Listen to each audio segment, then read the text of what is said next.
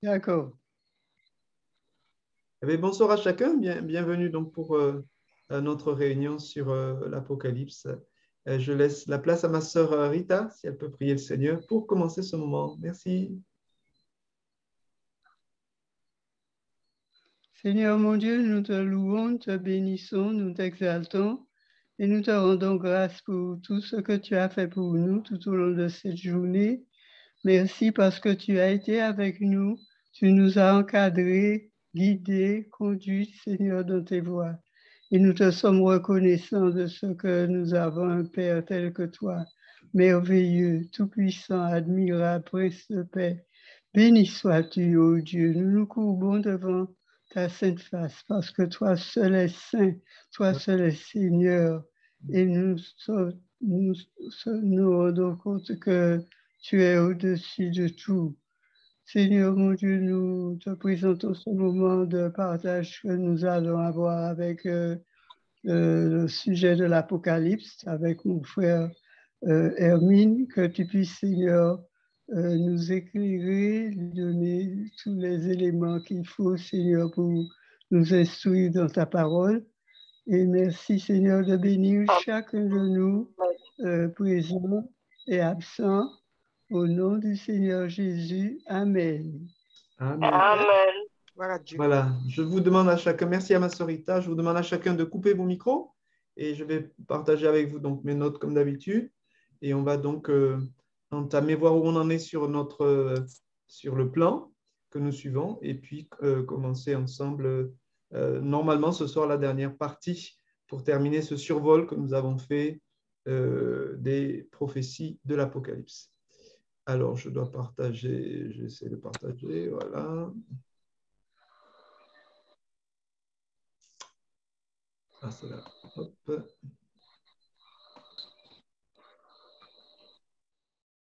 Voilà. Donc voilà, donc on arrive dans la dernière partie. Je vous rappelle le plan que nous suivons sur ce survol que nous faisons de l'Apocalypse. Nous avons vu une introduction générale. Nous avons vu les 7 églises de l'Apocalypse. Nous avons vu, et nous y sommes encore, la chronologie possible de la fin des temps. On a fait plus de 3 rencontres, bien sûr, vous vous en êtes aperçus. On a pris un temps pour voir ce qu'on peut dire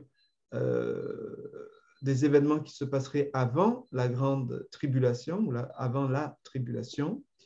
Deuxièmement, nous avons vu et nous avons passé la plus grande partie de notre temps à voir ce qui se passait pendant les 7 années de tribulation et donc aussi de grande tribulation. Et nous arrivons maintenant à la troisième partie. Eh bien, qu'est-ce qui se passe après les 7 années de tribulation? Donc, voici notre nouvelle partie ce soir. Après donc les 7 années de tribulation. Pour ceux qui nous rejoindraient, rappelez-vous que cette notion de 7 années de tribulation est véritablement donnée par le prophète Daniel. Je rappelle ici un schéma que j'avais pu trouver en dessous là. Un schéma que j'avais pu trouver qui nous parlait. Daniel, dans son livre prophétique, il a une vision comme ça des temps qui vont s'écouler depuis l'ordre de reconstruction du temple en 445 avant Jésus-Christ, jusque vers la fin des temps et le retour du Seigneur sur la terre. Donc, si vous connaissez cette prophétie, les 70 semaines d'années qui correspondent, donc, je le répète, au laps de temps qui s'écoule depuis l'ordre de reconstruction du temple jusqu'au retour, ça serait ce trait rouge ici, jusqu'au retour du Seigneur Jésus. Et selon la prophétie, ici le schéma essaie de nous donner, effectivement, il y avait un certain laps de temps qui se passait entre cet ordre de reconstruction et le moment où le Messie devait être retiré de la terre, c'est-à-dire lors de sa crucifixion. Ensuite, bien sûr, nous le savons, après la mort de Christ et sa résurrection, eh bien, l'Église, le temps de l'Église va commencer grâce à la venue, je suppose que c'est cette flèche rouge qui le représente, du Saint-Esprit sur la terre, et ça serait donc le temps de l'Église. Et on peut imaginer ici, éventuellement selon certaines façons de voir les choses, eh bien là, le retrait, si cette flèche rouge représentait vraiment la venue du Saint-Esprit, le retrait du Saint-Esprit et de l'Église, avec, vous imaginez ici, l'enlèvement qui se ferait. Hein, certains le pensent, nous aimons le penser aussi, hein, dans notre Église, l'enlèvement de l'Église avant l'entrée dans cette dernière semaine prophétisée par Daniel, qu'on appelle la tribulation. Et au milieu de cette semaine, alors semaine bien sûr, donc vous savez que dans une semaine il y a 7 jours, donc comme ce sont les semaines d'année, ça représente donc 7 années. Et au milieu, selon la prophétie, hein, il faudrait relire le texte, au milieu de cette prophétie, il y a quelque chose qui se passe et les choses deviennent très difficiles. Et la dernière partie de ces 7 années représente la grande tribulation, c'est-à-dire les temps les plus difficiles sur la surface de la terre depuis que l'homme habite cette terre. Voilà.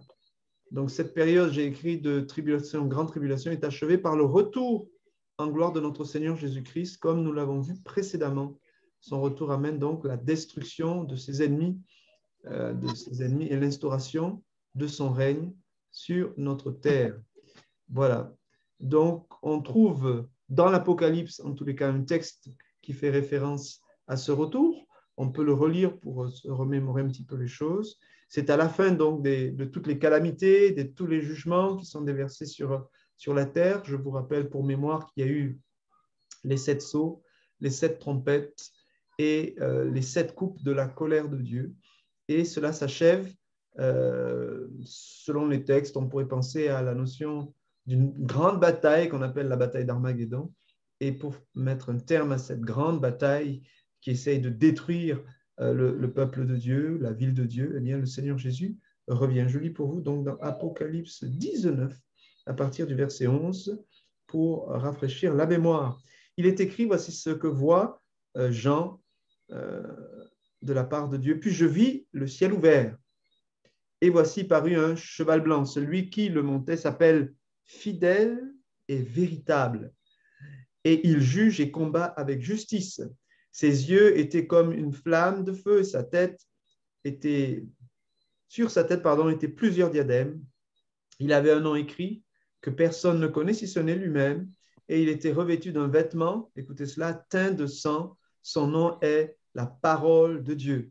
Donc, véritablement, avec ces différentes choses qui le désignent, on reconnaît là notre Seigneur Jésus-Christ qui est la parole de Dieu faite chair, qui est celui, bien sûr, qui a versé son sang pour nous racheter. Verset 14. Les armées qui sont dans le ciel le suivaient sur des cheveux blancs, revêtus d'un fin lin blanc pur. De sa bouche sortait une épée aiguë pour frapper les nations. Il les pètera, comme dirait le psaume 2, je crois, il les pètera avec une verge de fer et il foulera la cuve du vin de l'ardente colère du Dieu Tout-Puissant. Il avait sur son vêtement et sur sa cuisse un nom écrit, Roi des rois et Seigneur des seigneurs. Et je vis un ange qui se tenait dans le soleil. Il cria d'une voix forte, disant à tous les oiseaux qui volaient au milieu du ciel, venez, rassemblez-vous pour le grand festin de Dieu, afin de manger la chair des rois, la chair des chefs militaires, la chair des puissants, la chair des chevaux et de ceux qui les montent, la chair de tous, libres et esclaves, petits et grands. Et je vis la bête, les rois de la terre et leurs armées rassemblés pour faire la guerre à celui qui était assis sur le cheval et à son armée. La Bible nous dit, verset 20, et la bête fut prise, et avec elle le faux prophète qui avait fait devant elle les prodiges par lesquels ils avaient séduit ceux qui avaient pris la marque de la bête et adoré son image. Ils furent tous les deux jetés, la bête donc et le faux prophète, vivants dans les temps ardents de feu et de soufre. Et les autres furent tués par l'épée qui sortait de la bouche de celui qui était assis sur le cheval. Et tous les oiseaux se rassasièrent de leur chair. Amen. Donc, Apocalypse 19, on vient de lire versets 11 à 21. On voit celui qui est fidèle, celui qui est véritable, revenir, bien sûr, sur cette planète, sur la Terre. Et ce que je peux remarquer en premier point par rapport à ce retour et les événements qui vont suivre, eh bien, c'est qu'il revient d'une façon différente que la première manière dont il est venu. On se rappelle qu'à sa première venue, eh bien, notre Seigneur Jésus-Christ n'est tout simplement comme comme un enfant, comme un bébé dans une crèche. Bien sûr, si on se rappelle un petit peu les textes qui nous décrivent sa venue dans ce monde, il naît certes comme un enfant, mais sa venue est annoncée par des anges. Une chorale d'anges est présente. Il y a des mages qui viennent, il y a un signe dans le ciel. Il y a quand même quelque chose. Mais d'une façon générale, cette première venue, quand Jésus-Christ est venu dans ce monde, il est venu vraiment d'une façon humble, se revêtant effectivement d'habits de serviteur, c'est-à-dire il s'est fait homme et il vient vraiment dans toute sa simplicité. Et cela correspond au fait qu'il veut être accessible, cela correspond au fait qu'il est venu dans sa première venue pour emmener et apporter aux hommes le salut et l'enseignement pour pouvoir rejoindre le Père en acceptant bien sûr le chemin de l'humiliation et du pardon de nos péchés. Et à sa deuxième venue, eh bien, il vient, disons-le, en gloire. Et le psaume 45, eh bien, de façon prophétique, je suppose, annonce un petit peu ces choses. Je lis pour vous ce psaume que j'ai lu. Le psaume 45, j'ai noté versets 4 à 7. Écoutez ce qui est écrit. Vaillant guerrier, ceins ton épée, ta parure et ta gloire. Oui, ta gloire. Sois vainqueur, monte sur ton char, défends la vérité, la douceur, la justice, et que ta droite se signale par de merveilleux exploits. Tes flèches sont aiguës, verset 6. Des peuples tomberont sous toi, elles perceront le cœur des ennemis du roi. Verset 7. Ton trône, ô Dieu, est à toujours. Le sceptre de ton règne est un sceptre d'équité. Verset 8. Tu aimes la justice et tu hais la méchanceté. C'est pourquoi, ô Dieu, ton Dieu t'a oint d'une huile de joie par privilège sur tes collègues. Amen. Je crois que le psaume 45, d'une façon prophétique, fait référence à ce retour et je souligne cette notion de retour en gloire. Et ce retour en gloire qui s'oppose d'une certaine façon à la première venue, qui était une venue où Jésus-Christ, comme dit le texte dans Philippiens, s'est dépouillé de sa gloire, s'est dépouillé effectivement de son aura, on va dire, divine, de la manifestation de sa divinité, et il vient tout simplement comme un simple homme, prisonnier d'un corps de bébé, prisonnier effectivement d'une biologie, on va dire, d'un homme qui n'a pas encore atteint toute sa maturité en tant que bébé, et puis il va comme ça être dépendant de ses parents, Marie bien sûr, son père adoptif Joseph, et il va vraiment dépendre des hommes. Mais là, quand il revient, il ne revient pas comme un bébé, vous l'avez compris, mais il revient sur un cheval, en conquérant, avec un char, avec sa gloire. Et je crois que véritablement ici, la gloire, elle est montrée comme elle va balayer tous ses ennemis et elle va, comment dirais-je, pouvoir permettre de manifester le début du règne et imposer, j'ai envie de dire, ce règne de Christ sur la terre. Alors, j'ai écrit ceci, nous voyons combien la seconde venue du Seigneur se fera en gloire. Lors de sa première venue, il s'est dépouillé, je l'ai dit, de sa gloire et est venu dans ce monde comme un bébé. Le principe divin, voilà, est manifesté. Comme la parole de Dieu nous le dit dans les Proverbes, par exemple, ou dans d'autres endroits, dans le Nouveau Testament, l'humilité précède la gloire. Pensez à ce principe divin. Et cela doit être la même chose pour chacune de nos vies. Vous tous, nous sommes appelés, selon l'Écriture, eh bien, à revêtir la gloire, à revêtir des corps de gloire, à entrer un jour dans la gloire. Nous avons été appelés, prédestinés à la gloire, mais avant la gloire, la Bible nous montre qu'il y a d'abord le chemin de l'humilité et Jésus-Christ véritablement est notre exemple dans cette façon où il est venu, sa première temps sur la terre, dans l'humilité, et quand il reviendra avec la gloire. Et nous sommes appelés, nous aussi, finalement, pour anticiper un petit peu les choses, mais aussi à être avec lui dans la gloire, même sur cette terre, si nous comprenons parfaitement les prophéties telles qu'elles sont écrites. Sa deuxième venue en gloire est cohérente avec la volonté affichée de venir comme roi. Il va imposer son règne de paix, de justice. Dieu ne laisse plus le choix aux hommes, j'ai écrit. Il est venu juger les rebelles, alors que lors de sa première venue, il a apporté l'offre du salut. Cette venue future nous exhorte donc à considérer que nous avons de nos jours l'opportunité de librement choisir de le suivre et donc d'être sauvés. Voilà, c'est vraiment le texte prophétique donc, nous annonce que quand le Seigneur revient, il va juger tous les rebelles. On a vu les chefs militaires, etc. La bête, le faux prophète sont éliminés, jetés dans les temps ardent. Et le texte nous dit que aussi tous ceux qui les accompagnaient, tous ceux qui étaient avec eux, vont être aussi exécutés, jugés. Donc nous savons que la volonté de Dieu, c'est de nous sauver. Donc avant son deuxième retour sur cette terre, en tous les cas pour juger, nous avons cette opportunité les uns les autres, et la plupart d'entre nous, bien sûr, je crois, ou tous ceux qui suivent en tous les cas en direct ce temps, ce moment, bien, vous savez que, je le crois, vous avez accepté le Seigneur dans vos vies. Donc cela rappelle aussi que tous les ennemis de Dieu seront un jour détruits. Choisissons bien notre camp. Dieu est celui qui aura le dernier mot.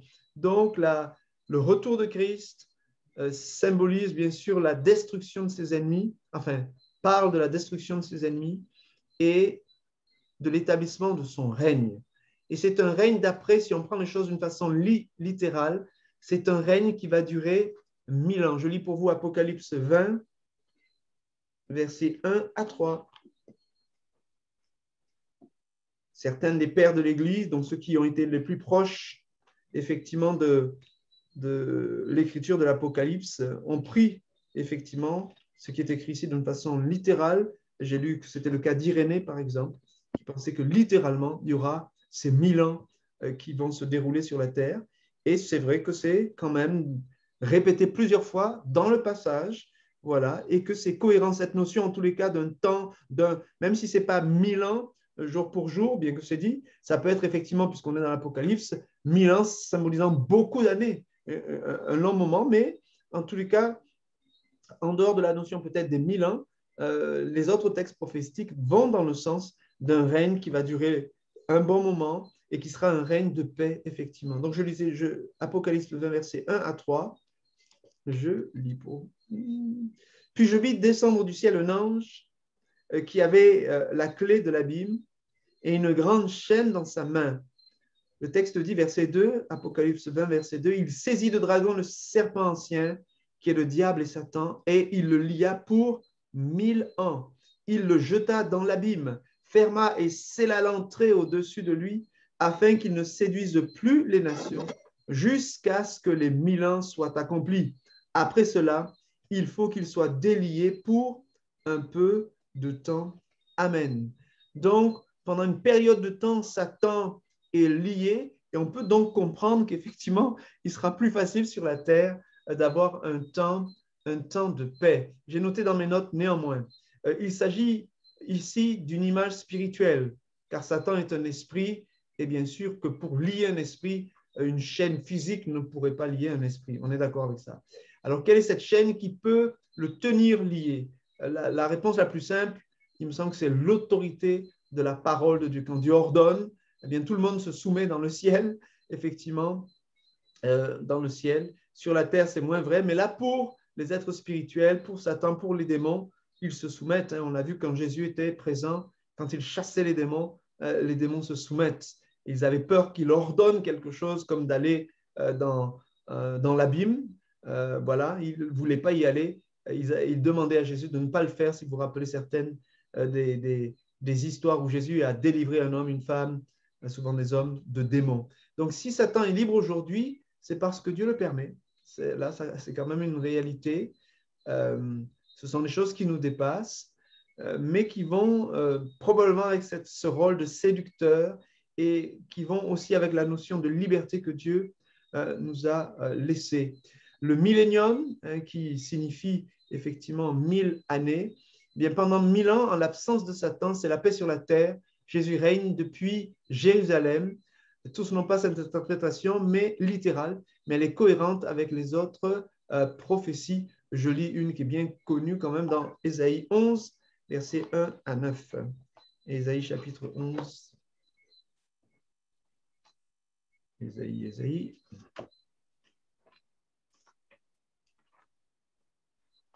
Alors, Ésaïe chapitre 11, il y a plusieurs références, vous pouvez lire les autres. Versets 1 à 9. Écoutez ce que dit la parole de Dieu dans ce livre du prophète Ésaïe. Puis un rameau sortira du tronc d'Isaïe. N'oubliez pas la famille d'Isaïe, donc a donné naissance au roi David, et Dieu a promis à David qu'il aurait toujours un successeur sur son trône. Et un rejeton naîtra de ses racines, un rejeton naîtra de ses racines. La racine, c'est Dieu. Un rejeton qui naît de la racine, ça nous parle de notre Seigneur Jésus-Christ. L'Esprit de l'Éternel reposera sur lui, sur ce rejeton. Esprit de sagesse et d'intelligence, esprit de conseil et de force, dit la Bible, esprit de connaissance et de crainte de l'Éternel. Il respirera la crainte de l'Éternel, il ne jugera point sur l'apparence, il ne prononcera point sur un oui-dire, mais il jugera les pauvres avec équité et il prononcera avec droiture un jugement sur les malheureux de la terre. La Bible dit, il frappera la terre de sa parole comme d'une verge, et du souffle de ses lèvres, il fera mourir le méchant.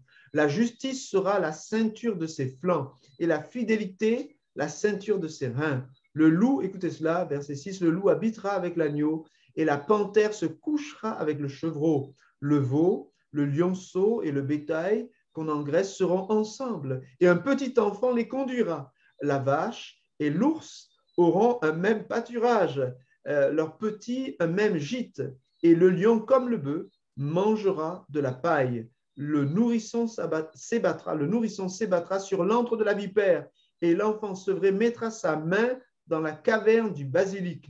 Et la Bible dit, verset 9, il ne se fera ni tort ni dommage sur toute ma montagne sainte, car la terre, écoutez bien, la terre sera remplie de la connaissance de l'Éternel, comme le fond de la mer par les eaux qui le couvrent. L'image qui est donnée, c'est que si on pense au sable qui est au fond de la mer, recouvert par des litres et des litres et des litres d'eau, eh bien la terre, la surface de la terre sera remplie de la présence de Dieu.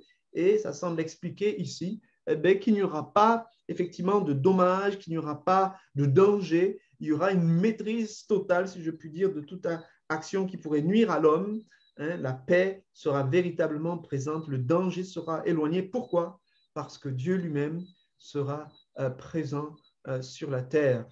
Donc, voilà une des références. On peut lire aussi 1 Corinthiens 15, là, qui parle plus davantage avec ce retour de Christ d'une notion de résurrection. 1 Corinthiens 15, versets 22 à 28. Corinthiens 15.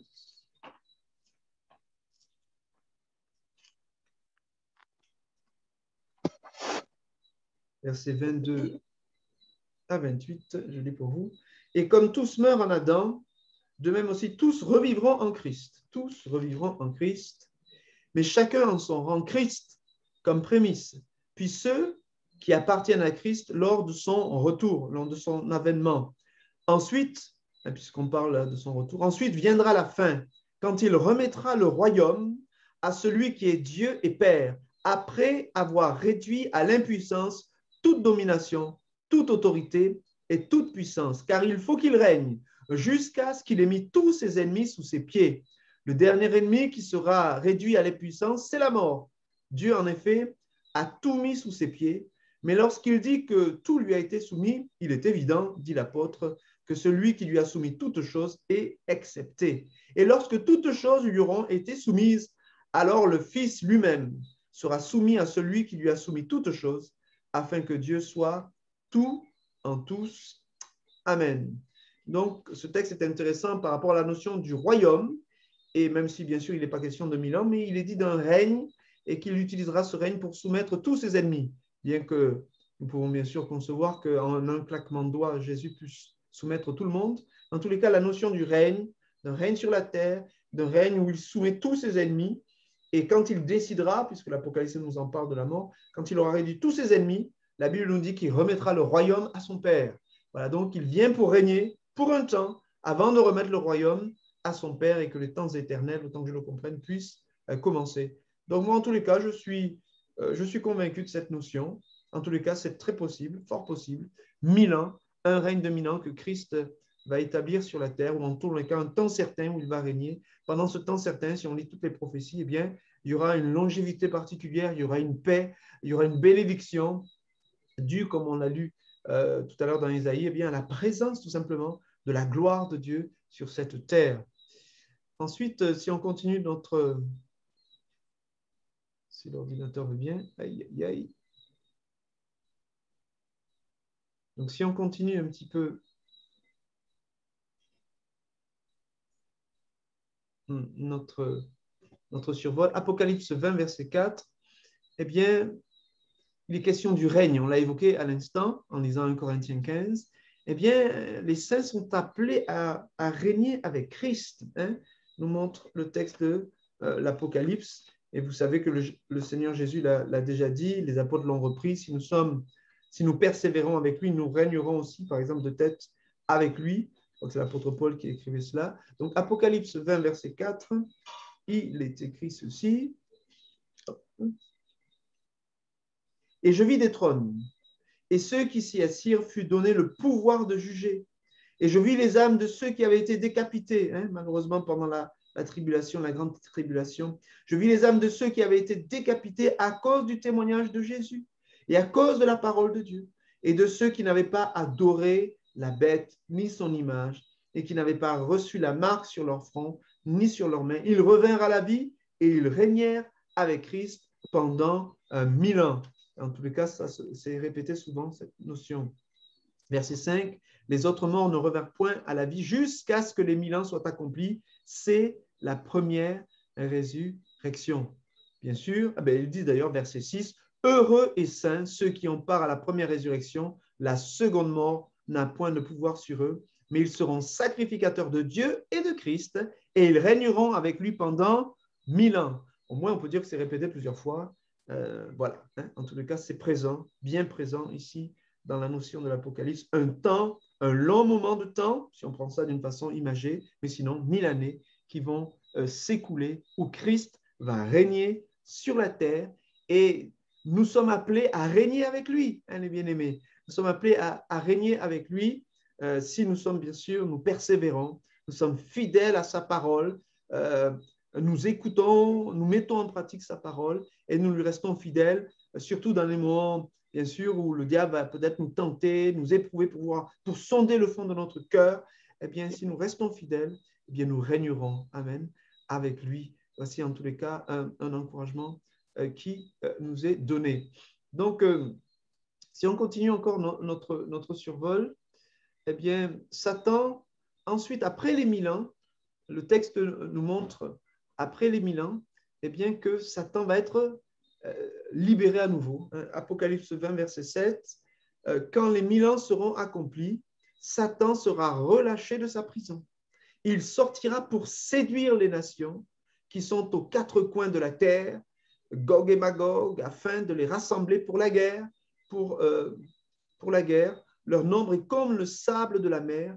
Ils montèrent à la surface de la terre et ils investirent, est-il écrit, le camp des saints et la ville bien-aimée, mais un feu descendit du ciel et les dévora. Voilà. Donc Satan va être son activité donc, qui avait été en tous les cas bloquée, eh bien, il va être à nouveau libéré. Et je crois que je le comprends comme ça, eh bien, il va permettre un petit peu de révéler ce qu'il y a au fond du cœur. Parce qu'il y a les apparences, vous savez, pour les hommes, mais il y a au fond du cœur. Et jusqu'à présent, dans ce temps où nous vivons, depuis, bien sûr, que Dieu a créé ce peuple, qu'il a créé cette humanité, il avait donné un choix à l'homme de lui obéir. Et puis, là, dans ma pensée, je remonte à Adam et Ève, effectivement, ils ont désobéi. Il y a véritablement ce choix. Dieu donne le choix à toutes ces créatures. Je pense à l'humanité, je pense aussi aux anges. Ils ont le choix de servir Dieu ou de se rebeller. Satan s'est rebellé contre Dieu. Il y avait au fond de son cœur une iniquité qui s'est trouvée, vous le savez, l'orgueil, et il a voulu prendre la place de Dieu. Quelque part, Satan le tentateur, il est là, il révèle ce qui est au fond du cœur. Pensez au règne des 1000 ans. Christ règne, et on va dire, il règne d'une main de maître, effectivement. Et il n'y a pas vraiment le choix, hein. Il faut marcher droit. Et à un moment donné, au cours de ces 1000 ans, bien sûr, des générations vont naître sur la terre, etc. De nouvelles générations vont venir pendant ces 1000 années sur la terre, si on comprend le texte ainsi. Et donc, ces gens sont obligés de suivre le Maître, le Seigneur, notre Seigneur Jésus, aidés d'ailleurs par les saints, hein, ceux qui ont participé à la première résurrection. Et voilà, ils marchent droit, donc il est difficile de savoir s'ils sont vraiment pour Dieu ou pas. Et je crois que quelque part, avec Satan le tentateur qui revient, qui donne comme une espérance de pouvoir se rebeller contre Dieu, bien certains vont manifester ce qu'il y a. Donc j'ai écrit, l'activité de Satan va révéler tous ceux dont le cœur n'est pas vraiment pour Dieu et qui sont nés pendant le millénium. une énorme quantité de personnes, une grande quantité de personnes vont se rallier à la cause de Satan pour faire la guerre à Dieu en entrant dans la ville de son règne. Nous comprenons apparemment, selon les textes, que c'est Jérusalem. Avant que la bataille n'ait lieu, Dieu détruira tous ses opposants. Satan est jeté dans les temps de feu et de soufre. Et le texte rajoute qu'il sera tourmenté jour et nuit au siècle des siècles. Application. Le rôle de Satan est de révéler ce qui se trouve dans nos cœurs.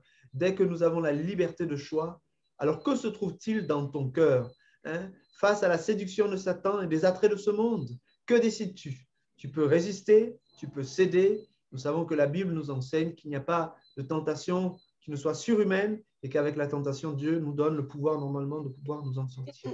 Alors que Dieu nous donne le moyen de nous en sortir si nous l'aimons, la parole rajoute « Résistez au diable et il fuira loin de vous ».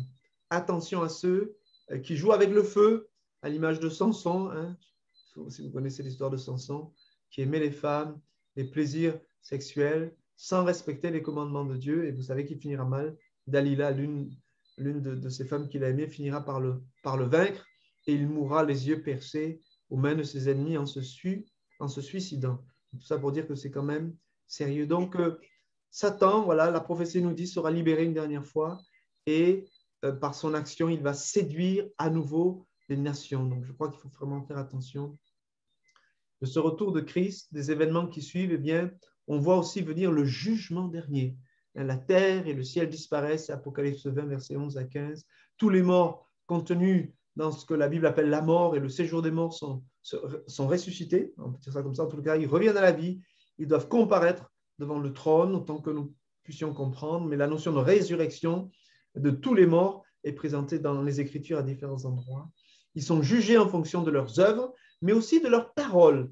Ça, le Seigneur Jésus nous l'a dit dans l'Évangile. À certains moments, il faut faire attention à ce que l'on dit. Jésus a dit, par tes paroles, tu seras sauvé, mais aussi par tes paroles, tu seras condamné. Les livres, dit la Bible, sont ouverts pour le jour du jugement. Tous ceux dont le nom n'est pas inscrit dans le livre de vie sont jetés en enfer avec Satan au moment du jugement dernier. La bête y est déjà et le faux prophète y sont déjà. Nous savons que les anges déchus seront aussi en enfer. Et d'ailleurs, c'est pour eux, dit l'Écriture, que l'enfer a été créé. Ensuite, ça nous rappelle effectivement ce que nous disions la dernière fois. 1 Jean chapitre 2, verset 17 nous dit « Le monde passe, le monde va à sa destruction, le monde va à son jugement. Ça convoitise aussi. » On parlait effectivement de l'attrait, par exemple, des femmes. Ça peut être aussi l'attrait de l'argent, l'orgueil, la vanité. Mais celui qui fait la volonté de Dieu, lui demeure éternellement. Donc le verset, par exemple, ici nous appelle à la sagesse. Ce monde passe, mon frère, ma soeur, ami. Alors, amassons des richesses, oui, mais pas sur la terre, comme dit l'Écriture, mais des richesses qui durent dans le ciel. Et on amasse ces richesses, bien sûr, en accomplissant la volonté de Dieu. Faisons ce choix et vivons-le. Enfin, le nouveau ciel et la nouvelle terre, c'est Apocalypse 21 et 22, nous parle d'une nouvelle terre, un nouveau ciel atmosphérique apparaissent pour remplacer les anciens. Il semble que la mer ait disparu. Il semble par ailleurs que Dieu va se débarrasser aussi de la nuit. C'est comme si que je l'ai un petit peu formulé, parce qu'il sera la lumière. Mais on voit aussi une vision concernant la nouvelle Jérusalem. J'ai noté cela dans Apocalypse 21, versets 10, 9 et 10. Je vais lire pour vous. Apocalypse 21, 9 et 10.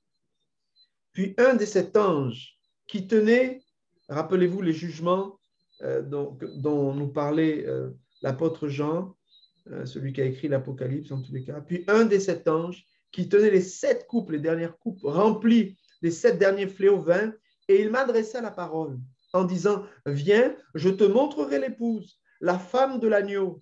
Il me transporta en esprit sur une grande et haute montagne, et il me montra la ville sainte, Jérusalem, qui descendait du ciel d'auprès de Dieu, ayant la gloire de Dieu. De même que Dieu a voulu Jérusalem quelque part sur la terre, avec tout ce que cela peut représenter, eh bien, il y a une Jérusalem céleste qui descendra à la fin des temps d'auprès de Dieu et qui viendra établir comme le quartier général, si je pourrais dire, du règne de Dieu sur la terre, un endroit précis que Dieu choisira. Est-ce à la place de la Jérusalem qui existe aujourd'hui? Je ne sais pas. Donc la nouvelle Jérusalem descend du ciel, voilà, et c'est la dernière, j'ai noté, des grandes visions de Jean, puisque l'Apocalypse, on le voit, on verra un petit peu en conclusion, eh bien, se découpe en plusieurs grandes visions, voilà. Et que nous apprend cette de prophétie sur la Jérusalem céleste? Bon, mais bien sûr que Dieu est le bâtisseur et l'architecte. Cette Jérusalem céleste est immense. Hein, si on s'appuie littéralement à ce qui est écrit, c'est immense. Bon, bien sûr, pour avoir cela, il faut comparer avec ce qui existe. Eh bien, elle est immense, c'est un cube. Donc, ce n'est pas simplement une surface au sol. La parole de Dieu nous l'a décrit comme un cube faisant 2000 km de côté. Si vous connaissez un petit peu la dimension de la France hexagonale, donc elle est très, très grande. Ça représenterait la France hexagonale, hein, quelque part, cette ville, cette Jérusalem céleste, d'après ce que nous mentionne l'Apocalypse. Une ville plus grande que la France dans ses dimensions planes, mais qui a aussi une énorme hauteur, puisque c'est un cube. Cela présente une surface de 4 millions de kilomètres carrés, si on parle de la surface au sol, si on parlait de la hauteur. 4 millions de kilomètres carrés. En comparaison, donc j'ai comparé, en comparaison, la plus grande ville au monde en surface, eh bien, c'est la ville de Chongqing, je ne sais pas si quelqu'un y a été, avec 82 000 kilomètres carrés au sol. Et là, donc, on est à 4 millions de kilomètres carrés, donc on est bien sûr à l'échelle 1000 fois plus élevée, c'est 1000 fois plus grand. Ça rappelle peut-être le millénium, quelque chose de très grand en tous les cas. Avec 82 000 kilomètres carrés, c'est la ville la plus grande qui existe au monde au jour d'aujourd'hui et qui abrite 34 millions d'habitants. C'est en Chine. En comparaison de la ville la plus grande en termes de quantité de personnes, d'habitants, ben c'est Tokyo. Ah non, c'est pas Tokyo. Tokyo est la deuxième ville. La plus grande ville, en fait, c'est Hong Kong, ou un endroit d'Hong Kong. Tokyo, donc, la deuxième ville la plus peuplée au monde, elle mesure, donc par rapport à la surface au sol, 2157 kilomètres carrés avec 42 millions d'habitants en 2021. Donc, le plus grand nombre d'habitants, je crois que c'est 60 millions d'habitants. Je vous disais que c'était Hong Kong. Voilà. Donc, en tous les cas, la Jérusalem céleste, telle qu'elle est décrite par l'Apocalypse, si on s'en tient à cela, si on n'est pas dans de l'imagerie, mais du littéral, mais ça sera bien sûr une très grande ville, effectivement. Et en plus, comme elle aura a priori de la hauteur, elle est présentée comme un cube par le texte.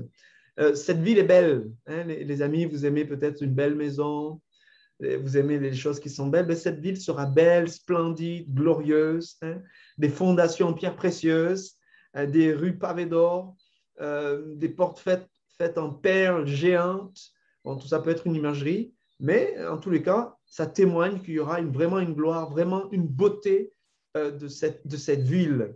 Toutes les nations de la terre viendront dans cette cité, rentreront, sortiront. Ça rappelle bien sûr que le ciel, c'est pour toutes les nations, pas juste un peuple, le peuple juif par exemple, mais toutes les nations viendront dans cette cité dont les portes resteront ouvertes.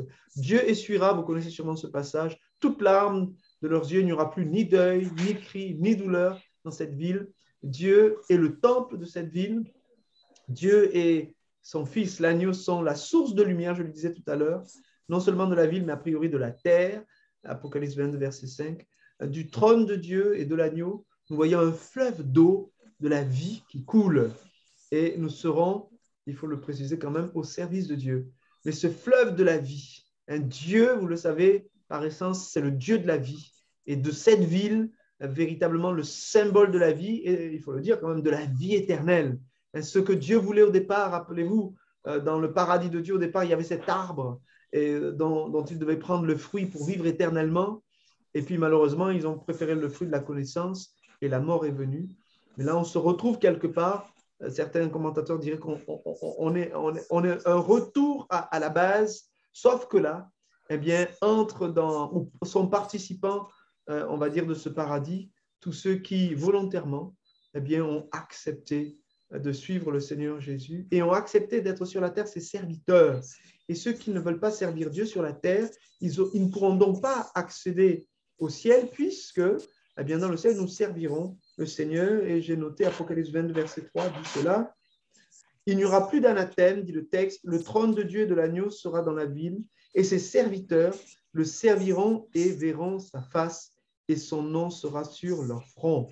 Il n'y aura plus de nuit, comme je le disais tout à l'heure, ils n'auront besoin ni de lampe, ni de lumière, parce que le Seigneur Dieu les éclairera et ils régneront au siècle des siècles. Le Seigneur Dieu les éclairera et ils régneront au siècle des siècles. Donc voilà ce qui nous est présenté. En termes de réflexion, eh bien, dans ce contexte de l'Apocalypse, eh bien, on voit que Dieu donne cette vision. Rappelez-vous qu'il y a la vision de la Babylone, cette ville d'iniquité, et à contrario, il y a la vision de la Jérusalem céleste, qui est la ville du bonheur, la ville du paradis, la ville de la présence de Dieu. Et je crois que cela souligne effectivement la notion que nous qui sommes chrétiens, même si Dieu permet que Satan soit libéré, même si Dieu permet parfois l'épreuve, même si Dieu permet des choses terribles dans nos vies, la vie sur terre est un passage. Vous et moi, nous sommes en pèlerinage. Et il faut garder quelque part dans l'espérance chrétienne le fait que nous avons un héritage, une belle cité. Je vais vous préparer une place, disait le Seigneur Jésus. Donc cet héritage est glorieux, j'ai écrit. Souvent, nous l'appelons le paradis à juste titre, car il n'y aura aucune source de mal dans cette cité. Pour l'obtenir, il faut vaincre. Après avoir combattu le bon combat de la foi, il faut donc aller jusqu'au bout, ne pas se décourager face aux difficultés de nos vies. Comprenons bien le sens de notre vie. Elle est comme une épreuve, elle est comme une façon de révéler nos cœurs. Vivons pour la gloire de Dieu. Puisse Dieu être le premier dans nos vies. Il faut aussi aimer servir Dieu sur cette terre, car là-haut, nous le servirons quand on s'appuie sur ce que je lisais tout à l'heure. Je ne crois pas cependant que notre service sera une source de fatigue, mais au contraire une source de joie continuelle et de contentement. Notons que les orgueilleux auront sûrement du mal à entrer dans ce royaume où on élève le Créateur et son agneau et non les hommes. En conclusion de tout ce que nous avons vu sur l'Apocalypse, j'ai noté ceci. Dieu a voulu révéler à ses serviteurs les choses qui vont arriver bientôt. C'est ce que dit et répète l'Apocalypse, au moins l'Apocalypse 22, le dernier chapitre, il le dit. Nous avons classé les événements possibles de la fin du temps, d'une façon un petit peu pédagogique, en 3 catégories. Avant la tribulation, pendant les 7 années de tribulation et après les 7 années de tribulation. Et on vient de faire ce survol ensemble. L'Apocalypse nous présente 4 grandes visions. On peut, en lisant bien les textes, voir un petit peu cela comme cela. L'Apocalypse nous présente 4 grandes visions reçues par l'apôtre Jean. Elles sont manifestées par des symboles dont l'interprétation est rendue possible à partir de la connaissance des textes de l'Ancien Testament. La vision de Jésus-Christ, la première grande vision, c'est la vision de Jésus-Christ et du message aux 7 églises de l'Asie mineure.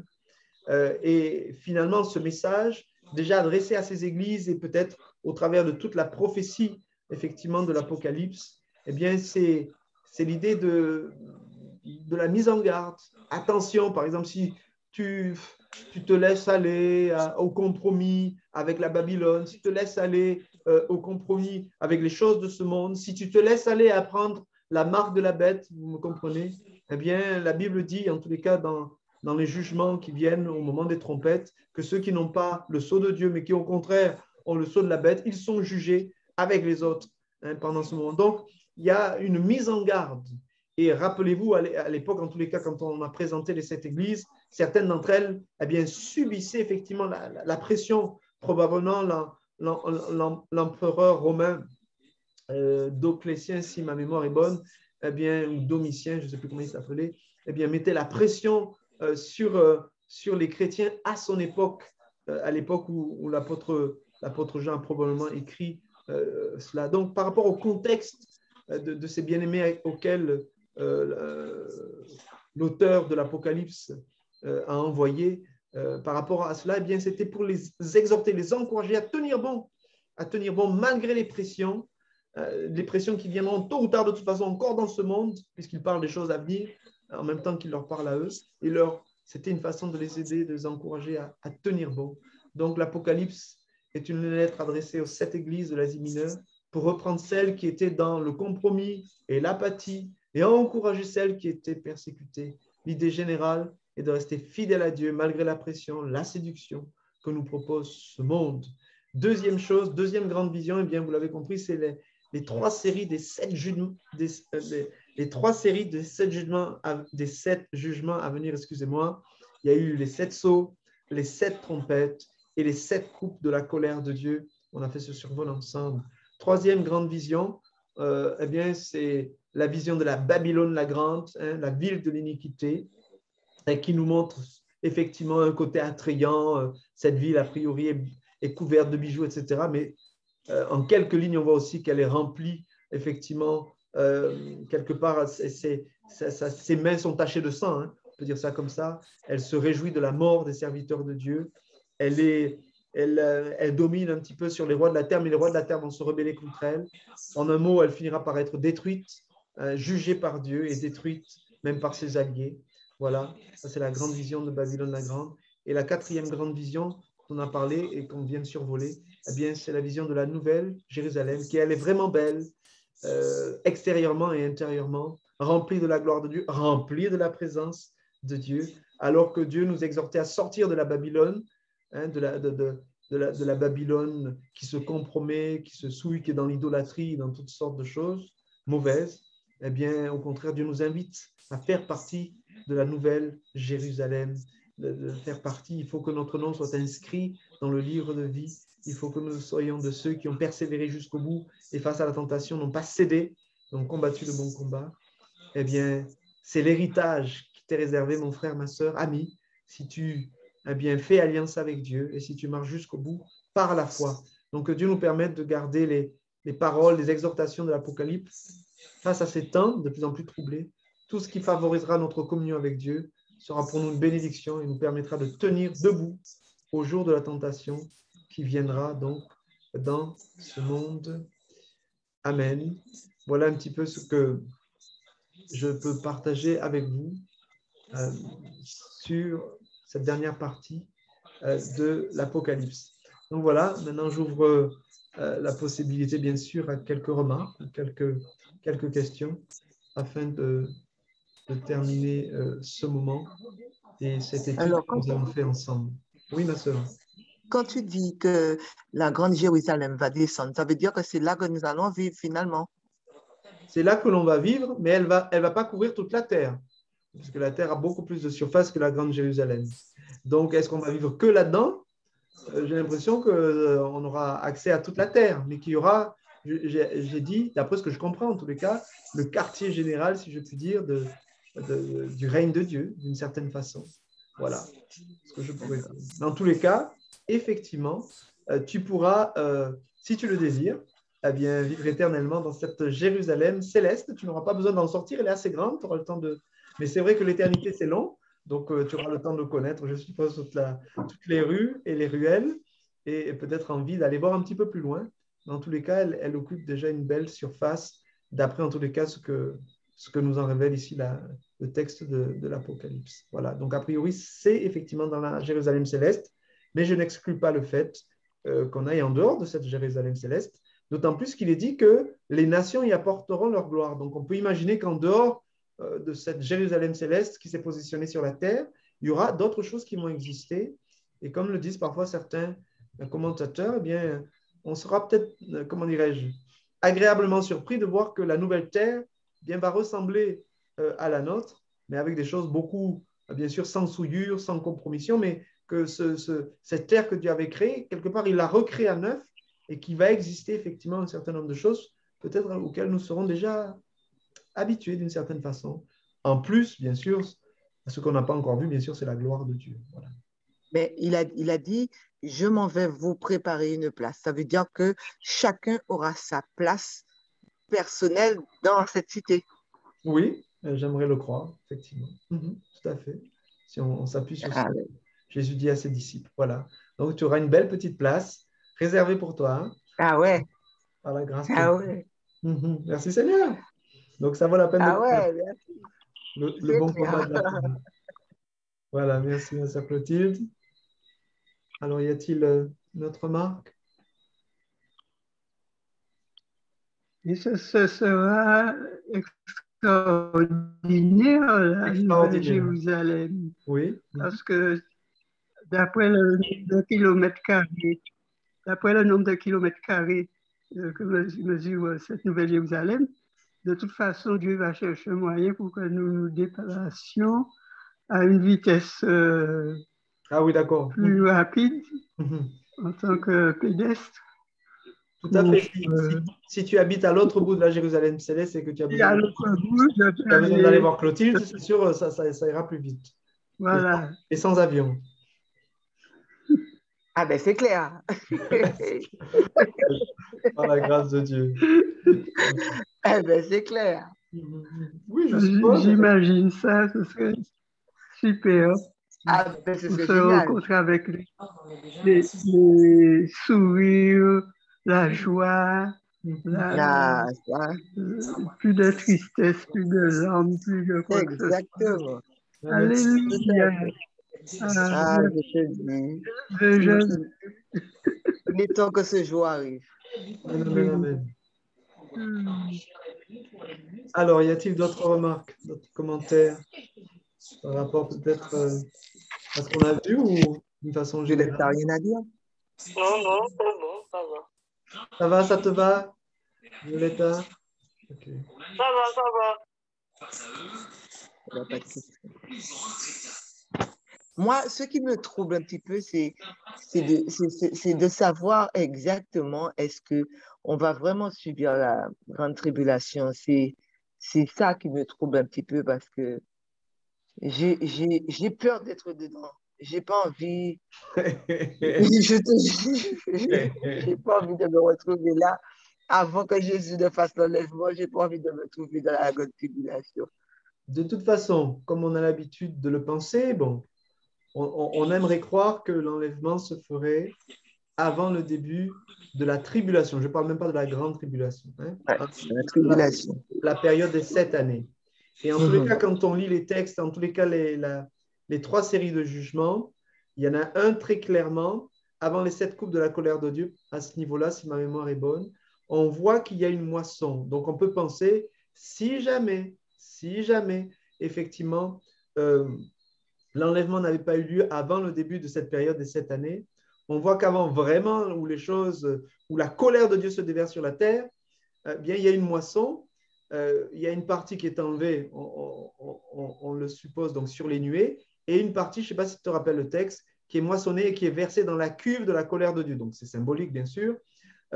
Mais voilà, donc, de toute Oui. façon, il y a cette notion-là, donc comme on l'appelle, nous, par exemple, pour parler de l'enlèvement, et il y a aussi cette notion, on l'a lu de mémoire pendant les 3 séries de descriptions de jugement, qu'il y a quand même des sceaux. Les serviteurs de Dieu sont marqués d'un sceau. Et dans certains des tourments, par exemple, quand j'ai l'impression des anges maléfiques, des démons viennent tourmenter les hommes sur la terre, ce sont des démons, en tous les cas, ceux qui ont la marque ne sont pas tourmentés. Donc, le fait d'appartenir à Dieu, d'avoir véritablement pas juste une apparence, hein, bien sûr, on est d'accord, mais d'avoir vraiment cette marque sur le front. Et je crois que c'est peut-être cette nuance. Hein. Pour la marque de la bête, tu peux l'avoir sur le front et tu peux l'avoir sur la main. Et je me demande si ça fait pas une petite différence. Alors que pour la marque de Dieu, il n'y a que sur le front. En tous les cas, dans le texte de l'Apocalypse, bien sûr, si on fait le flashback et qu'on retourne dans le texte de l'Ancien Testament et qu'on assimile cette marque aux marques que les Juifs étaient appelés à porter sur leurs mains ou sur leur front, on retrouve là la main et le front. Mais en tous les cas, dans le texte de l'Apocalypse, la marque de Dieu, elle est essentiellement sur le front. Le front. D'ailleurs, au moment justement de la Nouvelle Jérusalem, etc. Et je crois que ça parle vraiment de tout cœur, de tout esprit. On est avec Dieu ou pas? On est marqué de Dieu ou pas? On a donné volontairement notre vie à Dieu ou pas? Et je crois que ceux qui appartiennent à Dieu, qui sont marqués de Dieu, eh bien, on le sait, parce que ça, c'est un principe qui nous emmène justement à penser qu'il y aura l'enlèvement avant que les jugements ne viennent. On sait que Dieu fait une distinction entre le juste et l'injuste. Comme il l'a fait, il nous l'a enseigné quand on pense par exemple au plaie d'Égypte. Il faisait une différence entre son peuple, ceux en plus qui étaient obéissants, et le peuple égyptien. Hein? Et voilà, à condition bien sûr d'être obéissant, de respecter ce que Dieu nous demande. Eh bien, dans le salut, nous respectons ce que Dieu nous demande. Le sang de Jésus, à l'image de l'Égypte, le dernier jugement de l'Égypte, l'ange destructeur est rentré dans toutes les maisons qui n'étaient pas marquées du sang. Et de la même façon, quand le jugement viendra, tous ceux qui seront marqués par le sang de l'agneau, eh bien, ils échapperont à une bonne partie des jugements à cause de cette marque. Ils appartiennent à Dieu. Le jugement, c'est Christ qui l'a pris à leur place. Ils n'ont pas besoin de recevoir ce jugement. Donc, je crois que c'est ça qui doit nous tranquilliser. Si on appartient à Dieu, on marche. On est tous vous êtes d'accord avec moi, on est tous faiblesses. Il y a des moments où on tombe, on pêche, etc. Mais ce que Dieu nous demande, ça a toujours été, et je l'ai toujours prêché, il nous demande de ne pas vivre dans le péché. Tu peux pécher, mais tu ne peux pas vivre dans le péché, mon frère, ma soeur, ami. Voilà. Donc, quand tu as péché, le Saint-Esprit certainement vient te reprendre. Tu réalises cela, tu te repens, tu demandes à Dieu de te pardonner, tu te relèves et tu continues et tu vas de l'avant. Et comme ça, tu continues à garder ta communion avec Dieu. Mais celui qui vit dans le péché, sa communion avec Dieu est coupée. Il s'éloigne de Dieu, il se met en danger. Il ne sait pas jusqu'où ça peut aller, mais voilà. Et c'est ce que Dieu ne veut pas pour nous. Ce que Dieu veut, c'est qu'on lui reste attaché. Et dans ces moments où les jugements viendront, si nous sommes attachés à Dieu, nous serons préservés de ces jugements de destruction que Dieu enverra sur les rebelles, sur ceux qui ont la marque de la bête, sur ceux qui l'ont abandonné, sur ceux peut-être qui n'étaient pas vraiment à lui. Et au travers de la séduction, ils ont laissé tomber. Je pense que, en tous les cas, ça m'a parlé dans ce sens. Cette action du diable, quelque part, qui révèle le cœur des uns et des autres. Ils sont tentés, ils sont un petit peu éprouvés, hop, ils abandonnent et ils vont vers lui. Je crois qu'il y a quelque chose là de l'action, j'ai envie de dire, excusez-moi, entre parenthèses, du ministère de Satan, d'éprouver les hommes qui sont libres, ils ont la liberté de marcher avec Dieu ou pas, mais pour vraiment, parce que évidemment, quand il y a ce côté où on choisit de deux, c'est quand même bien d'être avec Dieu, on est avec lui, mais si on peut pécher en même temps, on pêche aussi, voilà. Non, avec Dieu, c'est soit tu es avec lui, soit tu n'es pas avec lui. Tu ne peux pas avoir les deux. Et quelque part avec le diable, mais il y a un moment donné, le diable, il te pousse à choisir qui tu veux suivre. Soit moi, tu prends la marque de la bête et tu peux me suivre. Soit tu veux suivre Dieu, et là, tu ne peux pas avoir les deux en tous les cas. Voilà. Donc, je crois que... Mais pasteur Thierry, quand l'Antéchrist va faire son apparition, donc normalement, il sera là. Donc, on dit qu'il y aura une réunification quand même. Il va essayer de dominer pour pouvoir maintenir les hommes sous sa coupelle. À ce moment-là, nous, on sera déjà enlevés quand ça arrivera. C'est possible, c'est ce qu'on espère dans notre doctrine, mais il se peut aussi qu'on soit enlevé plus tard. Plus tard, c'est possible quand tu lis les textes. Et je l'ai cité à l'instant quand je te disais, au moment, quand on relit les textes, je ne me rappelle plus exactement, mais au moment des coupes de la colère de Dieu, on voit qu'il y a une moisson qui est faite. Et d'un côté, je ne sais pas si vous vous rappelez, il y a celui qui est sur les nuées, on lui dit « lance la faucille ». Il lance la faucille et récupère. Oui. Un autre lance la faucille, mais cette deuxième moisson, je l'ai dit, c'est versé dans la cuve de la grande colère de Dieu. Donc, on voit qu'il y a une différence entre ceux qui suivent le Seigneur et ceux qui, jusqu'au bout, malheureusement, malgré tout ce que Dieu aura fait, sont rebelles à Dieu. Voilà. Je ne peux pas écarter cette possibilité-là, en tous les cas, dans mon âme et conscience. Voilà. Donc, j'aurais aimé vous dire que oui, c'est sûr et certain, mais il faut être humble et reconnaître que c'est possible aussi que, en tous les cas, ce qui est certain, c'est que Dieu fera une différence entre ceux qui lui appartiennent véritablement et ceux qui ne lui appartiennent pas. Toi, tu appartiens au Seigneur, le Seigneur te gardera, reste fidèle jusqu'au bout, et il verra que tu lui appartiens. Et ces jugements terribles qui va faire tomber sur les rebelles, le tourment, par exemple, pendant 5 mois, là, où les gens sont tourmentés, ça ne t'arrivera pas à cause de la marque de Dieu sur ton cœur, sur ton âme, sur ton front. Cette marque, elle est spirituelle. Voilà. Je voudrais poser juste une question. Pour ceux qui sont en Jésus-Christ. Alors, on finit Rita et ensuite on écoute Gaston. Oui, vas-y. Ouais. Répète, Rita, ce que tu disais. Je dis, il n'y a plus aucune condamnation. Eh bien, voilà, très bon verset. En Jésus-Christ. Amen, amen. C'est vrai. Amen. Donc voilà, il faut s'appuyer sur ce que dit l'Écriture. Et voilà, c'est un bon verset à citer, à se rappeler. La foi, voilà, elle ne se contredit pas. Dieu ne se contredit pas dans ce qu'il dit. S'il n'y a plus de condamnation, il n'y a plus de condamnation, mais il faut rester en Christ. Voilà. Amen. Alors, mon frère Gaston, je t'écoute. Nous t'écoutons plutôt. Ouais, ma question se porte sur le millénaire. Donc, dans le nom déjà, on sent que c'est pour quelque chose de bien déterminé, pour un temps déterminé. Mais qu'adviendra-t-il de l'éternité où nous aurons la cité dans le ciel, cité dans le ciel? Je réponds à ça. Ben, en fait, si tu relis le texte et la vision que Jean a, c'est que quelque part, Dieu quitte son ciel de gloire pour venir habiter sur la terre avec les hommes. Le tabernacle des hommes vont être en Dieu. Dieu habitait tout seul, entre guillemets. Les anges sont là, ceux qui sont bien sûr morts, etc. Il est le Dieu de ceux qui lui appartenaient, qui sont déjà morts, comme Abraham, Isaac, etc. Mais la Bible nous montre que ce petit coin de l'univers que Dieu a choisi, la terre, il va venir mettre son quartier général là, alors que pour l'instant, il est dans le ciel, comme tu l'as dit. Voilà. La terre, voilà, Dieu a choisi la terre, si on pousse notre réflexion, comme étant le point où il établira son quartier général dans l'univers. Puisque finalement, il n'y a pas que la terre, il y a l'univers qui est immense. Oui, oui. Et il y a le monde. Mais en fait, j'ai pas encore très bien compris, quoi, puisque pour moi, j'ai toujours compris que l'éternité, le temps de l'éternité, nous la passerons avec Dieu dans le ciel, à la droite du Père, et voilà. En tous les cas, ça sera le ciel sur la terre, si je me permets un petit peu ce jeu de mots. Oui, tu seras le millénaire, ce dont on parle là, c'est le millénaire, donc c'est pour un temps bien déterminé. Oui, mais après, parce que 1000 ans reste 1000 ans, mais l'éternité ne peut pas être 1000 ans, ne peut pas se... Tout à fait. Donc, si on a bien compris les textes, et si tu relis, il faut que tu relises l'Apocalypse 20, 21, 22, tu verras qu'après le millénium, après ces 1000 ans, que tu appelles le millénaire, hein, qu'on appelle le millénium, eh bien, vient autre chose, quand je comprenne les choses, vient autre chose que j'appellerai les temps éternels. Voilà. Et ces temps éternels, au lieu de se faire dans le royaume, dans le ciel, c'est le ciel qui vient sur la terre. C'est vraiment le cas de le dire. Le ciel, le règne de Dieu, la Jérusalem céleste, le royaume ou le quartier général de Dieu dans le ciel, que j'appellerai, par rapport à tout ce que je comprends, par rapport à tout ce que je dis ce soir, que j'appellerai la Jérusalem céleste, elle vient s'établir sur la planète Terre. Voilà.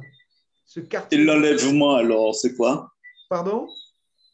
Par rapport à l'enlèvement, parce que il est dit que y en aura qui resteront vivants au moment de l'enlèvement, que Christ viendra chercher son Église et que l'Église, en fait, ira à la rencontre de Dieu dans le ciel. Voilà, mais il te faudra re-regarder les vidéos qu'on a fait précédemment et ça te permettra de repositionner tes pensées. C'est qu'en fait, bien sûr, on peut se tromper, mais par rapport à la chronologie qu'on a pu établir, effectivement, il y a l'enlèvement, effectivement, avec le Seigneur Jésus, qui nous permet d'échapper à certains des jugements de Dieu sur la terre, ok, mais il y a aussi le millénium qui vient après. Donc, d'abord l'enlèvement, tant qu'on puisse le comprendre, ensuite le millénium, si on a toujours bien compris, parce qu'on peut aussi s'égarer, mais enfin, si on a bien compris, le millénium, et ensuite les temps éternels dans cette interprétation-là, mais d'autres n'interprètent pas les choses comme cela. Voilà. Mais c'est vrai que... Ça colle quand même au texte.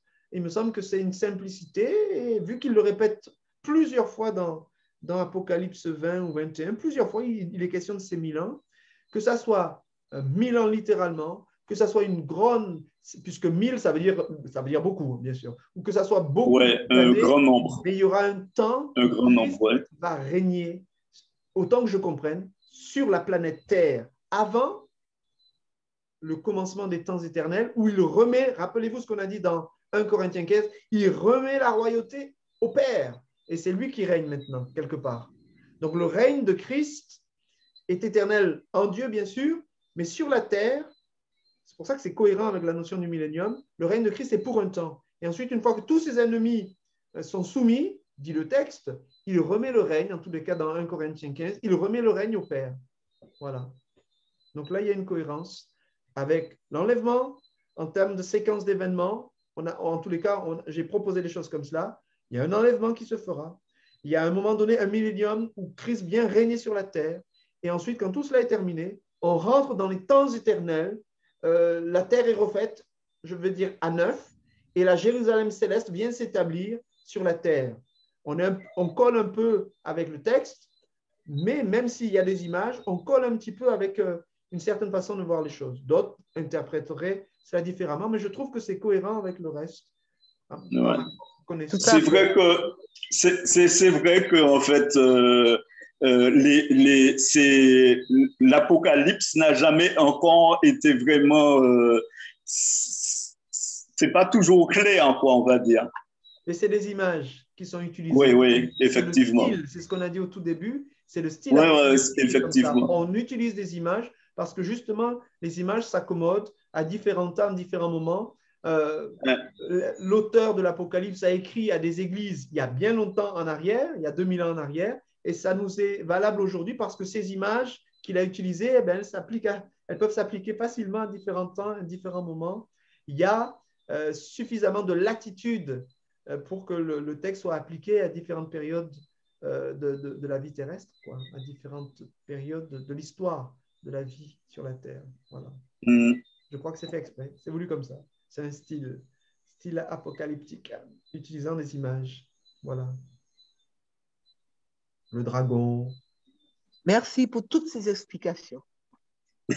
Avec plaisir, on a essayé de faire au mieux, en Merci. s'appuyant sur la lecture du texte, en s'appuyant sur les commentaires que j'ai pu voir ou lire, etc. Voilà. Mais en tous les cas, l'idée, c'est de faire un survol général, de se sentir plus à l'aise avec le texte. Et ensuite, ça a toujours été le but de Dieu, je crois, de nous édifier quand même au travers de ce que l'on lit. Voilà. Tout à fait. Juste de nous donner de la connaissance, mais de nous édifier sur les points importants. Et les points importants pour ce serviteur de Dieu, pour Jean, à cette époque, c'était d'encourager les chrétiens de ces 7 églises de l'Asie qui traversaient des choses plus ou moins compliquées. Et il voulait vraiment les encourager à garder le bon cap, quoi, à garder le bon chemin. Voilà. Et je crois que c'est valable encore aujourd'hui. Dieu veut nous encourager à garder le bon cap et le bon chemin, tout en sachant que nous, vraiment, on s'approche, on a vraiment cette impression qu'on s'approche de plus en plus de la fin, les bien-aimés. Ah ouais. C'est la fin surtout que tout ça va se terminer, c'est surtout ça. On n'aura plus... Oh là là, quel bonheur de pouvoir arriver. Quel bonheur, amen. Ah ouais. Alors, y a-t-il d'autres remarques, d'autres questions?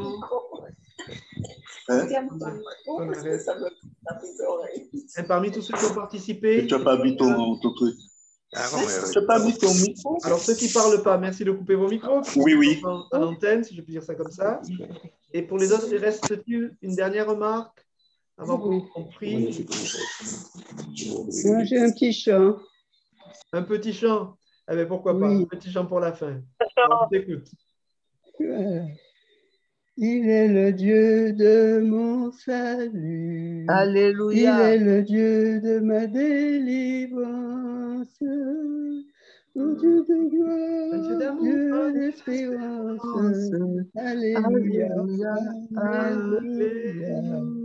Amen. Amen. Gloire à Dieu. Il est le Dieu. Amen. Eh bien, voilà, sur ce chant qui nous rappelle que notre Dieu, le Dieu de la délivrance, Alléluia. Terminer, finir effectivement ce survol de l'Apocalypse. Et je vais demander à mon frère José Girel, s'il peut prier le Seigneur, remercier le Seigneur pour cette étude, avant qu'on coupe effectivement cet enregistrement, qu'on arrête l'enregistrement. D'accord, ben, je vous dis bonsoir et puis je suis désolé. Je suis arrivé au moment où tu achevais ton discours. Ah, d'accord. Je n'ai plus que participer à poser des questions qui ont été posées. Bon, je crois que le Seigneur, par son Saint-Esprit, nous éclairera au fur et à mesure. Amen. Et que nous n'aurons pas de doute. Il y a tellement à dire sur l'Apocalypse. C'est pas fini. Hein.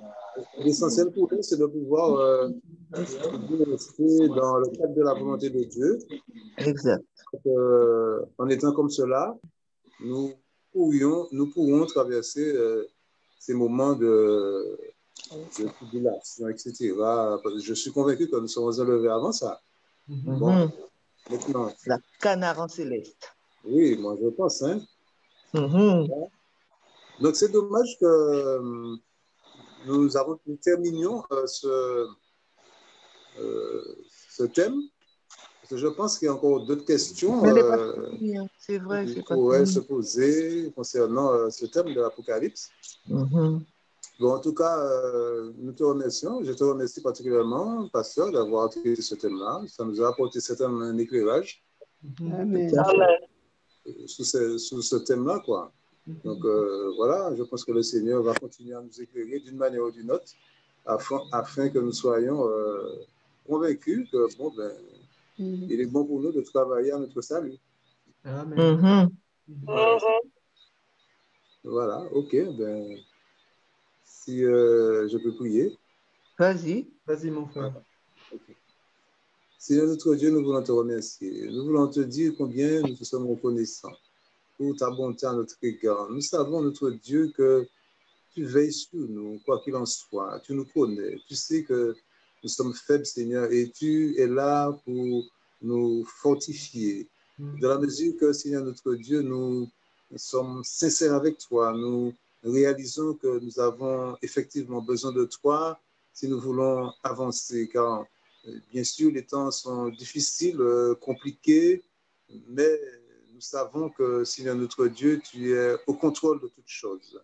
Nous voulons surtout te remercier pour ton Saint-Esprit qui est là pour nous enseigner, pour nous corriger, pour nous interpeller, pour nous consoler aussi, Seigneur. Nous voulons encore te rendre grâce de ce que, Seigneur notre Dieu, tu nous donnes cet accès direct de pouvoir épancher notre âme devant toi.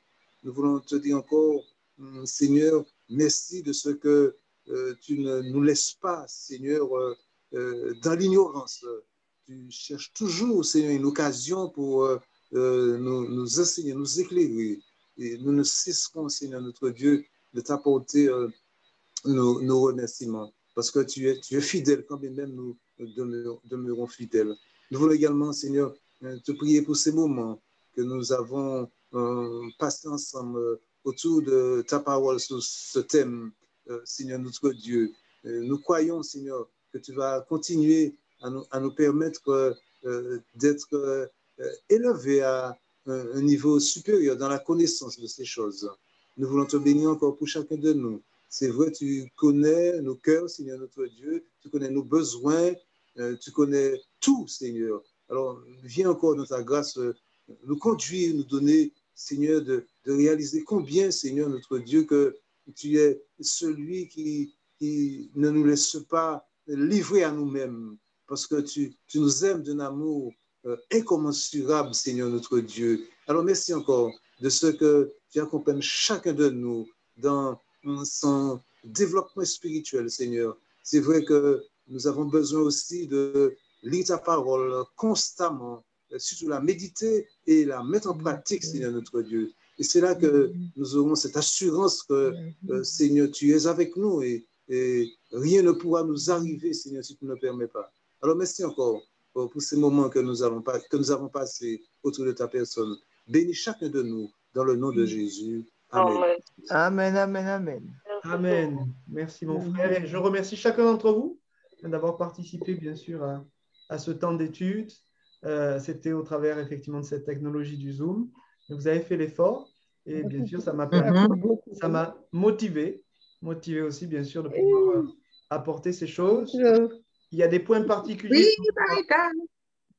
Il y a des points particuliers sur lesquels on pourra probablement revenir, puisque certains m'ont posé des questions. Voilà, mais au moins sur cette série, sur ce survol, voilà, on peut dire qu'on a quand même bouclé la boucle. Et on est bien sûr dans l'humilité. On sait très bien qu'on n'a pas tout dit, que tout ce qu'on a dit n'est pas forcément complètement,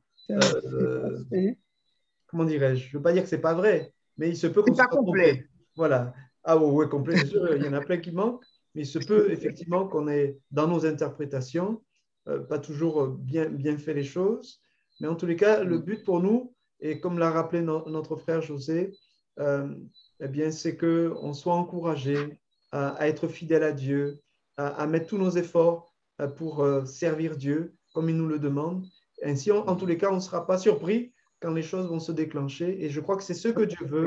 Et c'est la première chose qu'on peut souligner, c'est qu'il veut qu'on ait dans notre cœur l'urgence d'être toujours prêt, voilà, toujours prêt quand le Seigneur nous appelle. Donc, que Dieu soit béni. Vraiment, merci donc à chacun pour ce temps et tous ceux qui vont regarder par la suite ces vidéos. Que le Seigneur vous bénisse et vous encourage, bien sûr, à être... Bon, on est figé. Ah, voilà. À être... Voilà, que le Seigneur vous encourage à être fidèle à Dieu. Voilà, et bien, à D'accord. une prochaine étude, bien sûr. Voilà, soyez bénis. Mhm. À chacun. Bye bye. Moi,